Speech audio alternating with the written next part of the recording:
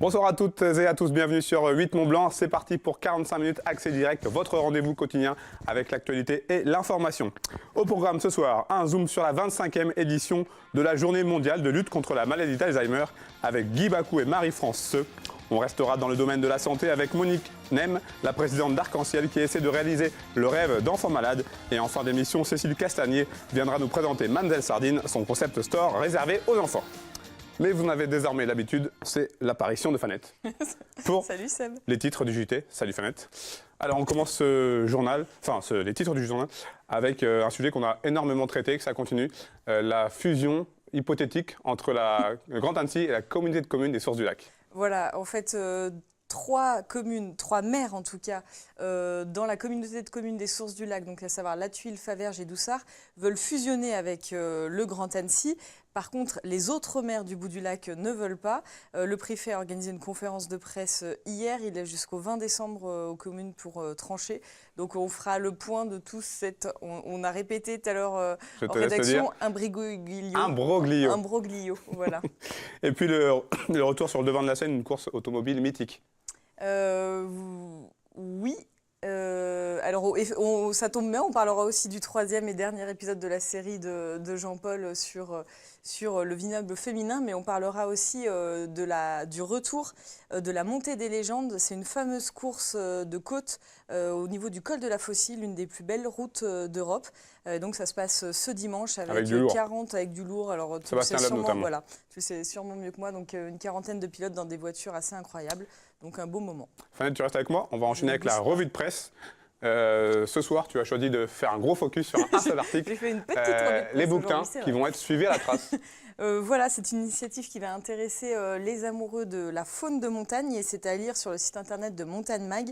Le Parc national de la Val d'Oise a mis en place un suivi en temps réel de certains bouquetins du parc. Ils sont 14 à avoir été équipés de colliers GPS. Cette étude au long cours s'inscrit dans le cadre d'un programme européen qui va du Léman à la Méditerranée, un programme piloté par le Parc national des Écrins. Donc il est possible de suivre quand on va sur le site du parc en temps réel ces 14 bouquetins. À savoir que le parc met bien en garde les promeneurs. Ils sont invités à ne pas utiliser l'application pour se rapprocher des bouquetins parce que ça peut évidemment poser problème pour leur tranquillité. Et puis toi, on va parler de la fin d'une expérimentation à Genève. Oui, puisque le département cantonal des infrastructures de Genève avait lancé une expérimentation il y a quelques semaines, à savoir autoriser les scooters et les motos à utiliser les voies de bus de la route de Ferney, comme vous pouvez le voir, ou encore la route du stade. Et cet essai n'a pas été concluant, malheureusement. Et donc, à partir de la fin septembre, les deux roues motorisées ne pourront plus utiliser cette voie réservée aux transports en commun. Plusieurs constats négatifs expliquent cette décision. Il faut savoir que les bus perdaient du temps lors de leur trajet. Ils perdaient environ 20 secondes, entre 20 et 40 secondes sur leur trajet. On sait qu'en Suisse, c'est très rigoureux sur les horaires. Les cyclistes étaient dépassés par la gauche par les voitures et aussi par la droite par les deux roues, d'où un manque de sécurité. Et enfin, le nombre de moteurs et scooteristes en excès de vitesse a sérieusement augmenté. Il faut savoir que c'est aussi l'ancien conseiller d'État chargé des transports, Luc Bartassa, qui était à l'origine de ces tests, qui sont donc non concluants, qui ne devraient pas se renouveler. Et puis du nouveau du côté du centre hospitalier d'Annecy. Oui, puisque dès 2020, les patients venus suivre des soins ambulatoires pourront réserver une chambre d'hôtel. Chambre d'hôtel dans un hôtel 3 étoiles, un hôtel qui va être construit juste à côté du change. On sait qu'il y a de grosses phases de travaux. Cela pourrait concerner par exemple, ça peut concerner une personne qui a subi une petite intervention chirurgicale ou encore une séance de chimiothérapie le soir, une nuit en hôtel, comme ça on reste dans le cadre de l'hôpital, on ne prend pas de risque. Cet hôtel proposera 81 chambres et 18 appartements et le coût de la nuit sera pris en partie en charge par la mutuelle. Donc ça reste une belle initiative et il faut savoir que l'objectif de cette initiative, c'est évidemment de libérer, de décharger le change en termes de lits. On sait qu'il y a beaucoup de saturation à ce niveau-là. À tout à l'heure. À tout à l'heure. On passe à ma première rubrique, c'est la rubrique dans l'actu. Et c'est donc le moment pour moi d'accueillir mes premiers invités, Guy Bacou et Marie-Claude Seux. Bonsoir, bienvenue à vous. Bienvenue sur le canapé d'Accès Direct. Alors, Guy Bacou, vous êtes le président de l'association France Alzheimer Savoie. Et vous, Madame Seux, vous êtes médecin référent de l'accueil des patients atteints de la maladie d'Alzheimer au sein de cette même association. Monsieur Bacou, en quelques mots, pouvez-vous nous présenter cette association? Bien sûr. Merci de me recevoir d'abord. Donc l'association France Alzheimer Savoie a 29 ans. Elle a été créée par des familles pour des familles qui étaient confrontées à la maladie dans leur quotidien. J'en suis président depuis le début de l'année seulement. J'étais en coprésidence partagée depuis 2 ans. La caractéristique de cette association, il en a... Est-ce que vous pouvez bien vous reculer? Oui, bien sûr. Parfait. Installez-vous confortablement. D'accord. Donc la caractéristique de notre association, il y en a une par département, je dois dire, il y en a 99 actuellement qui sont fédérés dans une union nationale de France Alzheimer et maladies apparentées, de la maladie d'Alzheimer et maladies apparentées. Et donc en Savoie, une des caractéristiques, c'est que nous offrons toute une palette d'aide aux personnes concernées, aux familles concernées. Et en particulier, Marie-Claude Seux est ici représentante de cette structure, nos accueils de jour, puisque nous en avons 3, un au siège de l'association qui est à Bassin, commune limitrophe de Chambéry en Savoie, un autre en Maurienne à Landry, à Fourneau, pardon, et un autre en Tarentaise à Landry. Et également, nous avons une plateforme de répit qui est aidée financièrement par l'ARS, l'Agence régionale de santé, et qui nous permet d'aider les personnes confrontées à la maladie pour les soulager lorsqu'elles accompagnent un aidant. Alors, cette fin de semaine est marquée par la 25e édition de la journée de lutte contre la maladie d'Alzheimer, avec plusieurs événements, notamment une conférence spectacle qui est organisée donc ce vendredi au CHS de Bassin. Exactement. Et puis il y aura aussi un stand sur le marché de Chambéry samedi. Tout à fait. Donc la conférence spectacle, c'est demain par un médecin d'ailleurs qui a écrit et réalisé cette pièce et qu'elle joue. Elle est l'acteur unique de cette pièce qui porte sur la maladie et les interrelations que ça génère. Son nom de scène, c'est Odette Lafleur. Elle s'appelle par ailleurs Anne de Peufeyou. Donc ça, c'est demain à 18h, effectivement, vous l'avez dit, au CHS de Bassin. Également, l'association sera présente samedi matin au marché central des Halles de Chambéry, dans le but de présenter l'association, de donner des renseignements à ceux qui en souhaitent et de changer, c'est un peu notre démarche actuelle. On va y revenir, changer les mentalités sur cette maladie. Voilà, Marie-Claude Seux, donc je vous rappelle, vous êtes médecin référent. Concrètement, quelle est précisément votre mission? Alors, je suis à la fois le conseil de l'association, j'interviens dans les accueils de jour pour aider le fonctionnement, faciliter les choses.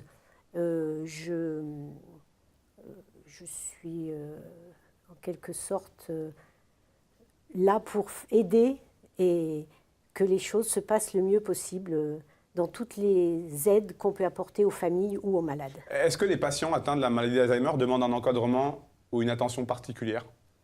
Oui, bien sûr. Dans nos accueils de jour, nous avons des personnels formés, très motivés, qui les prennent en charge au mieux. Et également, l'association fait des formations aux aidants pour que dans la famille, dans le cadre familial et amical, la prise en charge soit la meilleure possible, de façon à ce que le malade soit le mieux possible dans sa vie de tous les jours. Alors, il existe beaucoup de préjugés sur cette maladie. Vous avez lancé, début 2018, une campagne de sensibilisation pour changer le regard, justement, sur cette maladie. Exactement. C'est à l'initiative, là, pour le coup, de l'Union nationale, qui fédère donc, encore une fois, les associations départementales. Et effectivement, il a été proposé aux associations départementales de relayer une information sur la base de visuels. Je peux me permettre de les montrer, si vous permettez, à la caméra, parce qu'ils sont un peu décalés. C'est le principe même. Donc, il est écrit « Appeler ça un chien, mais toujours aimer sa compagnie », alors que l'image montre un chat. Ici, c'est effectivement appeler ça des bottes, mais toujours aimer aller courir, alors qu'on voit des baskets. Et ici, on a appelé ça une pomme, mais toujours en aimer le goût, alors qu'on voit une banane. Donc l'idée, en fait, c'est clairement de jouer sur ce décalage pour montrer que la différence n'est pas forcément quelque chose de péjoratif et d'essayer de se départir des préjugés qu'on peut avoir vis-à-vis des personnes malades. C'est essentiellement ça.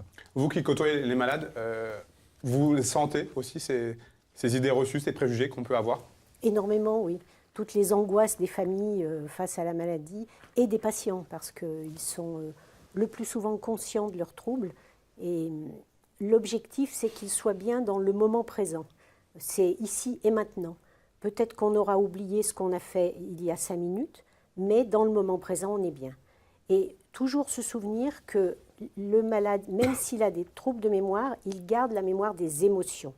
Donc, si on peut lui donner des émotions positives, tout est gagné.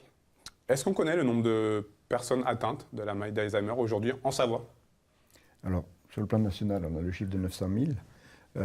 Sur le plan savoyard, je ne l'ai plus tout de suite en tête. Et sur le plan national, ça 900 000. représente 900 000. 900 000 en progression constante. C'est un chiffre en progression. Oui, puisque on en parlait tout à l'heure en venant avec Marie-Claude. Pour 2020, on annonce 1 million. 1,2 million. 1,2 million, c'est ça. Une Ça, estimation. vous avez une tentative d'explication qui fait que ce chiffre est en augmentation? Le premier élément, c'est le vieillissement de la population. Puisqu'une personne sur 4 au-delà de 85 ans est touchée par la maladie, lorsqu'on avait très peu de gens qui avaient plus de 85 ans, on avait très peu de malades, forcément. Peut-être qu'il y a d'autres facteurs, et notamment la qualité de vie, la qualité d'alimentation, de sollicitation de ses capacités psychiques et intellectuelles. Ça joue un rôle important dans la prévention. Il y a un dernier mot pour en revenir à l'association. Alors on rappelle, en plus de tout ce que vous faites, il y a aussi des permanences téléphoniques, des entretiens individuels, vous l'avez évoqué tout à l'heure, des formations, et puis des groupes de parole. Ça aussi, ça fait partie de tout ce qui est mis en place. Tout à fait. D'ailleurs, on édite régulièrement, tous les 3 mois, un bulletin trimestriel destiné à nos adhérents, mais pas seulement, et qu'on diffuse assez largement et aux institutions également. Et ce mois-ci, ce trimestre-ci, on a une fiche intercalaire dans laquelle on a présenté les différentes actions que l'on propose. Donc, comme vous venez de le dire, il y a les permanences, mais pas que téléphoniques. On a aussi des permanences physiques, vraiment pour le moment uniquement au siège à Bassan. Un de mes objectifs en tant que président, c'est de les développer sur l'ensemble du territoire de la Savoie. Pour ça, il faut qu'on ait des bénévoles. Et comme beaucoup d'associations, on en manque. C'est un appel que je lance en même temps par votre intermédiaire. Donc effectivement, le souhait, c'est de pouvoir installer ces permanences physiques, aussi bien en Maurienne, en Tarentaise, en Pays savoyard, comme de Savoie. Je pense que je n'oublie pas.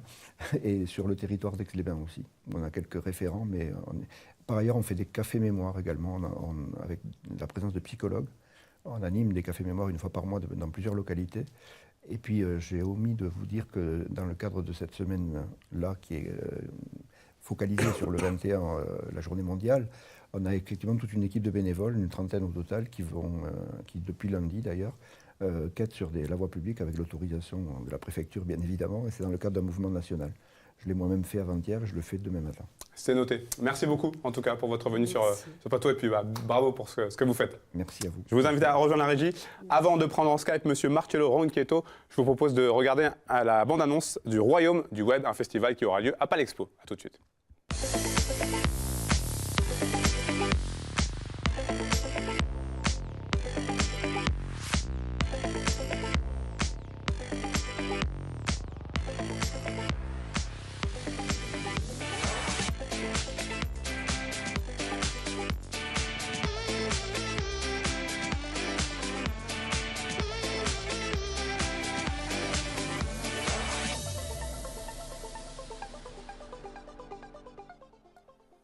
Alors comme promis, on va prendre la direction de la Suisse via Skype. Je suis en liaison avec Marcello Ronquetto. Marcello, bonsoir. Bonsoir. Alors je disais donc, vous organisez du 28 au 30 septembre prochain le Royaume du Web, le festival des stars du web, c'est bien ça? C'est tout à fait ça. Alors expliquez-nous un petit peu d'où ça vient ce festival. Écoutez, c'est un festival qu'on a créé l'année passée, donc maintenant on fait déjà la 2e édition. L'idée pour nous, c'était de permettre au public de rencontrer des youtubeurs, mais de manière complètement atypique, et de pouvoir vivre un événement autour de la création de contenu qui est fait par les youtubeurs sur le web. Vous nous promettez du lourd pour ceux qui connaissent. J'imagine qu'il y a quelques-uns des plus grands influenceurs youtubeurs. Oui, tout à fait. Vous avez dû voir sur la petite annonce, hein, on a cette année la visite de Squeezie, McFly et Carlito, l'atelier de Roxane, le Grand JD. On tourne vraiment sur une quarantaine de youtubeurs qui seront présents durant tout le week-end. Alors qu'est-ce que vous allez leur proposer à ces gens qui vont venir au salon, au Royaume? Pour nous, l'idée, c'est vraiment que les gens puissent vivre un moment unique avec les youtubeurs et que ça va, avec le concept, en fait, aille beaucoup plus loin que des simples selfies et dédicaces. On offre vraiment une expérience au public. Du coup, on a créé des concepts de happening pour créer une rencontre qualitative entre le youtubeur et son public. Donc, il y aura du laser game avec une équipe de youtubeurs contre une équipe de public, une silent party, un baby-foot, un atelier de pâtisserie, des défis make-up, donc plein d'activités qui vont se dérouler pour le public pour qu'ils puissent vivre des moments uniques avec le youtubeur. Et à la fin, on prévoit aussi un grand show sur scène où les youtubeurs pourront faire des prestations artistiques en live pour le public. Alors on rappelle les dates, 28 au 30 septembre du côté de Palexpo. Si on veut se procurer des places, comment est-ce qu'on procède? Alors, vous pouvez aller sur royaumeduweb.ch, la billetterie en ligne. Attention, il n'y a pas de caisse sur place, donc il faut vraiment prendre les billets en ligne. Ou c'est aussi possible auprès des revendeurs Ticketmaster, Fnac. Merci beaucoup. Puis bon courage du coup pour ces 3 jours. Merci, au revoir. Merci beaucoup. Allez, on passe à notre rubrique santé. Je vous en prie, Madame Nem, installez-vous. Alors, vous êtes la présidente d'Arc-en-Ciel, Oui. une association. Vous êtes en quelque sorte une faiseuse de rêves, si je ne dis pas de bêtises. Alors, une association donc Arc-en-Ciel. Expliquez-nous avant toute chose comment est née cette association. Eh bien, c'est mon mari, parce qu'il avait une petite santé et qui était souvent hospitalisé. Et là, il voyait les enfants, justement, et comme c'était un petit clown, il jouait avec eux. Et puis, les enfants lui disaient ce qu'ils avaient envie de voir ou faire, mais que les parents ne pouvaient pas. Et un jour, il m'a dit, Monique, il faut absolument faire une association pour leur donner ce que les parents ne peuvent pas, pour qu'ils aient un petit moment de bonheur. Alors, vous proposez de réaliser les rêves des enfants malades. Concrètement, comment est-ce que ça se passe? Mais ce sont déjà les médecins, les infirmières qui leur en parlent. Et après, ils nous communiquent notre adresse, donc ils nous appellent et on leur demande de leurs rêves. Mais on n'a surtout pas un catalogue. Comme je leur dis, n'allez pas voir sur le site les rêves que nous avons faits. Il faut vraiment que ça se parte d'eux. Un rêve Vraiment unique. unique. Et ce qu'ils aiment exactement. Pas dire, oh, bah, tiens, je vais faire ça. Et puis que. Non, il faut que ça soit gravé pour eux. Alors, vous fêterez le 26 septembre prochain les 27 ans d'association. J'imagine qu'il y a eu beaucoup de chemin parcouru en 27 ans. Oui, oui. Parce que déjà, mon mari, malheureusement, est décédé il y a 10 ans. Et c'est les parents et les enfants qui m'ont poussé à continuer. À continuer le flambeau. Voilà. Et donc, oui, on en est à plus de 950 enfants qu'on a aidés. Et le rêve est seul. L'enfant, je peux avoir mes 4-5 mêmes rêves. Non, on ira 4-5 fois. Vous voyez, parce que l'enfant est seul. Par contre, après, pour ne pas leur dire au revoir, ciao, non, on va faire des sorties. Alors là, il y a plusieurs enfants. Je leur dis, voilà, j'organise une sortie tel week-end, est-ce que ça vous va? Et du coup, ils reviennent avec les parents parce que nous, on prend toujours un parent avec eux. Alors, en 27 ans, Oui. question assez difficile. Quels sont les plus beaux rêves que vous avez pu Ils sont réaliser? tous beaux. Ils sont tous Ils beaux. sont tous beaux, j'imagine. Tous. Mais est-ce qu'il y en a Et puis, quelques-uns qui, vous, en tout cas, vous ont particulièrement marqué? Ils marquent tous parce qu'ils ont tous une réaction. J'ai fait plus de 300 fois le parc. Je ne vous dis pas le nom, enfin on peut peut-être le dire. Chaque fois, ça a été différent par l'enfant. Bon, il y a quand même un enfant qui nous a demandé de voir le président. C'était M. Chirac à ce moment-là. Un autre qui a voulu voir le pape. Un autre a voulu voir un sous-marin. Et la surprise, c'est que le sous-marin l'a attendu et ils sont partis en pleine mer. Et là, justement, je reviens d'un rêve que je crois qu'on voit au film, la petite qui a nagé avec les dauphins, et on va au Portugal parce qu'au moins, on sait que l'enfant est dans l'eau avec le dauphin et tout seul, quoi. Pas... Est-ce qu'il y a des rêves irréalisables? Il y en a eu un, oui. C'est l'enfant qui nous demandait que le papa revienne à la maison. Forcément. Voilà. Plus Mais compliqué. sinon, on essaye vraiment, on se met vraiment pour le réaliser. Il y en a un qui nous a demandé les... Oh mince. Bon, c'est pas la peine. Une chose que tout le monde disait, oui, voir justement le départ d'une fusée En Guyane? en Guyane. Bon, il n'a pas pu parce qu'on aurait pu l'emmener, mais on ne pouvait pas parce qu'il avait eu la chimio et avec le vaccin de la fièvre jaune, on n'a pas pu. Comment vous financez ces rêves? On a des partenaires et des dons particuliers. Et les gens, vous savez, ils sont très, très généreux quand ils savent où ça va. Surtout que nous sommes tous des bénévoles. Même les locaux sont chez moi. Comme ça, vraiment, l'argent va vraiment aux enfants. Alors, signe de votre notoriété, vous avez 3 fameux parrains. Oui. Donc, bien sûr, on a notre Sophie Marceau, qui a 27 ans, qui est à nos côtés et qui est vraiment à nos côtés. On a eu Nicolas Hulot, mais bon, c'était le premier rêve, donc qui a bien voulu jusqu'à présent, jusqu'à présent nous aider. Mais bon, avec la fonction qu'il a eue, c'était plus possible pour lui. Mais il m'a bien dit, si tu as besoin, appelle-moi et voilà. Et puis notre Christophe Willem, qui est le top, lui. Quelle est l'importance de ces rêves dans la manière qu'ont les enfants à faire face à cette maladie, aux maladies? Mais disons que ça leur apporte un moment de bonheur. Et puis, par exemple, vous savez qu'avec l'hôpital de jour, ils retournent à l'école, ils reviennent. Ils ont manqué l'école, donc on les laisse de côté. C'est pour marrant de savoir qu'ils viennent de l'hôpital, donc c'est pas... Et là, quand ils ont eu un rêve, déjà, ils sont heureux parce qu'ils l'ont fait, mais au moins, ils peuvent discuter d'une chose qu'ils ont vue, qu'ils ont pu faire. Et ça change tout, quoi. Les copains, ça y est. Moi, j'en ai un qui n'avait pas le droit de faire de sport et ils l'ont laissé vraiment de côté. Et du coup, il était allé voir M. de Kersauzon et l'enfant avait justement demandé une dédicace à chaque élève de sa classe. Et il avait préparé une feuille avec les noms. M. de Kersauzon, il a dit: qu'est-ce que tu veux que je te fasse un brouillon là? Allez, on va leur faire un poster à chacun. Donc, il est reparti avec les posters, les copains surpris. Et là, donc, ils l'ont mis quand même au foot comme gardien de touche, c'est ça? Je ne connais rien. Gardien de but. Non, sur le Juge de côté. touche, juge de Juge touche. de touche, oui, j'y connais rien, mais voilà. Et donc, la maman m'a appelé tout de suite parce qu'il est rentré avec un sourire et il a retrouvé des copains. Dernière chose, les prochains rêves, là, dans les semaines, les mois à venir. Voilà. On a eu le petit café qui voulait voir comment ça faisait pour la météo. J'ai Patrick Sébastien, le Grand Cabaret. Qu'est-ce que j'ai encore? Londres, où souvent on y va pour voir les studios d'Harry Potter. Qu'est-ce que j'ai encore? C'est varié en tout cas. Ah, c'est très varié. C'est très varié. Du coup, ça vous fait voyager. Mais j'ai une équipe derrière moi. Je ne fais pas que moi. Il n'y a pas que moi.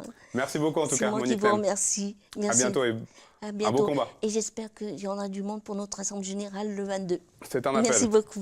Allez, on passe à la troisième et dernière rubrique de cette émission. On va parler lifestyle avec Cécile Castagnier. Installez-vous. Bonsoir. Bonsoir. Alors, vous avez ouvert une boutique sur Chambéry, une boutique qui s'appelle Mamselle Sardine, une boutique réservée aux enfants et un peu aux parents. Mamselle Sardine, ça vient d'où? Alors, Mamselle Sardine, en fait, c'est une histoire d'amitié. Ce nom, c'est un clin d'œil à une de mes meilleures amies qui s'appelle Sandrine et qu'entre nous, on appelle Sardine parce que voilà, elle m'a beaucoup aidée dans le montage du projet, elle m'a beaucoup inspirée, elle et ses filles. Donc voilà, c'était mon petit clin d'œil envers notre amitié. Alors, qu'est-ce qui vous a poussé à vous lancer dans cette nouvelle aventure? C'est d'abord une question et une envie, une question quand on arrive au milieu de son parcours professionnel, de se dire est-ce que j'ai envie de continuer, est-ce que ce n'est pas le moment de monter son projet, de monter sa propre aventure. Et, apparemment, ça a été le cas. Voilà, donc la question, elle a trouvé sa réponse effectivement en disant oui, j'ai envie de maintenant de travailler pour moi. Et puis un rêve, celui de tenir une boutique. Moi, c'est vrai que c'était une envie depuis très longtemps. Et très naturellement, je me suis dirigée vers le secteur de l'enfance, de la décoration, parce que c'est un secteur qui est gai, qui est ludique, qui est coloré, qui est qui est avec des belles pièces. Il y a du design, mais c'est du design qui est abordable. Voilà, c'était pour moi une évidence d'avoir cette boutique et d'aller vers le secteur de l'enfance et d'en faire quelque chose à ma sauce, voilà, d'avoir un magasin un peu particulier. Qu'est-ce qu'on peut trouver chez Mamselle Sardine? Alors, on peut trouver beaucoup de choses. Il y a un film directeur qui est celui de la qualité et de l'exclusivité. La qualité, pour moi, c'est aussi bien le Made in France que j'essaie de privilégier, c'est l'esthétisme, le design des pièces, c'est aussi l'éco-conception des produits. L'exclusivité, c'est d'être la seule à pouvoir proposer ces marques sur Chambéry et même au-delà. Et d'avoir des marques qui soient un petit peu connues et reconnues et d'autres créateurs un petit peu plus tendance. Et ce pari, je pense que je commence à le gagner parce que j'ai des clientes qui rentrent dans le magasin et qui me disent « Ouais, c'est génial, c'est les marques qu'on voit sur Instagram. » Donc voilà, ça, je suis contente de ce retour-là. Et du coup, en termes de produits, on a de quoi faire des cadeaux de naissance, de quoi déposer des listes de naissance, de faire des cadeaux d'anniversaire pour les enfants, de quoi organiser aussi des anniversaires avec des kits de vaisselle en carton qui sont vraiment très mignons. C'est des meubles aussi avec des bureaux qui vont donner aux enfants envie de faire les devoirs, de la petite vaisselle qui va leur faire aimer des brocolis, des cartables pour crâner dans les cours de récré. C'est aussi du textile, c'est des luminaires, c'est tout un petit bazar avec des pièces originales. Voilà, que j'encourage les gens à découvrir. En fait, c'est un magasin pour flâner. Moi, j'ai envie que les gens prennent le temps, découvrent, voilà, que ce soit une petite bulle de bonheur, de douceur, où on se sent bien, où on n'est pas pressé. Puis pour ceux qui sont plus pressés, moi, je suis là aussi pour les conseiller, les guider. Alors, on parle là de concept store, puisqu'en plus de faire des emplettes, on peut aussi se restaurer. C'est ça. Alors, c'est assez Récent. voilà, c'est récent, ça va commencer. Donc, le concept store, effectivement, le concept, c'est qu'il se passe des choses, moi, dans mon magasin. Donc, il y a un petit salon de thé. Gourmand parce que voilà, il y a une petite offre de thé, café, mais avec des cupcakes. Je suis en partenariat avec un salon de thé de Chambéry qui font les meilleurs cupcakes que j'ai jamais goûtés. Ils sont aussi beaux que bons. On ira les tester alors. Ben, avec plaisir. Donc voilà, il y a ce côté gourmand et le côté concept store, c'est aussi ateliers. Les ateliers, voilà, les Atelier de loisirs créatifs. créatifs, vous êtes en plein dans la tendance. C'est ça. Il y a une demande, Alors, c'est vrai qu'il y a une demande pour les enfants, voilà, d'arriver à proposer sur 2 heures de temps, avec une créatrice, le fait de pouvoir concevoir un objet. Alors avec, on va dire, une tranche d'âge autour de 6 ans, 10 ans, mais on va essayer de faire plus jeune et on va essayer aussi de faire plus âgé, parce que moi j'aimerais bien en proposer pour les adultes. Moi j'ai envie qu'ils vivent le magasin, voilà. J'ai envie qu'il y ait des enfants qui rigolent en faisant ça, j'ai envie qu'il y ait des copines qui viennent et faire leur réalisation, bon, sur des durées de temps un petit peu plus longues, mais voilà, je veux qu'il y ait un petit peu de vie et de gaieté autour de tout ça. Les enfants, ce sont des clients particuliers. Oui, alors on s'adresse aux enfants, on s'adresse aussi aux parents. Surtout, Donc, c'est eux qui ont le porte-monnaie. Voilà, mais c'est aussi l'enfant qui est prescripteur, donc il faut arriver à séduire les deux. Donc voilà, dans les produits que je propose, moi j'essaie de parler aux enfants, mais également aux parents. Alors vous avez ouvert, je ne sais plus exactement à quelle période, vers le mois de... un peu avant cet été. Oui, j'ai ouvert le 12 juin, donc j'ai fêté mes 3 mois il y a très peu de Du temps. coup, au bout de 3 mois, est-ce que ça vous renforce dans l'idée que vous aviez?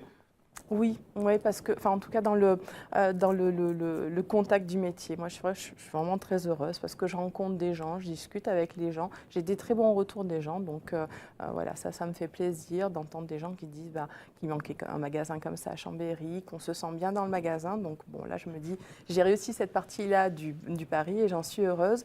Donc oui, et puis je me fais plaisir, moi c'est Noël. C'est le principal. Tous les jours c'est Noël, je passe mes commandes, c'est Noël, je les reçois, c'est Noël, j'ai les créateurs au téléphone, c'est Noël, enfin voilà, et de partager ça avec les gens, c'est aussi un vrai bonheur. Et puis, journée importante ce samedi, avec l'inauguration officielle. Oui, c'est ça, l'inauguration. Alors à l'image du magasin, donc un moment simple mais ludique, donc il va y avoir des ateliers gratuits pour les enfants de 15h à 18h. Donc ça se passe dans le centre de Chambéry, au niveau de la rue Métropole. Donc ces ateliers, puis un goûter où on pourra là aussi déguster ces fameux petits cupcakes. Merci beaucoup, Cécile. Merci à vous. Bon vent à Mademoiselle Sardine, du coup. C'est très gentil, merci beaucoup. Merci bien.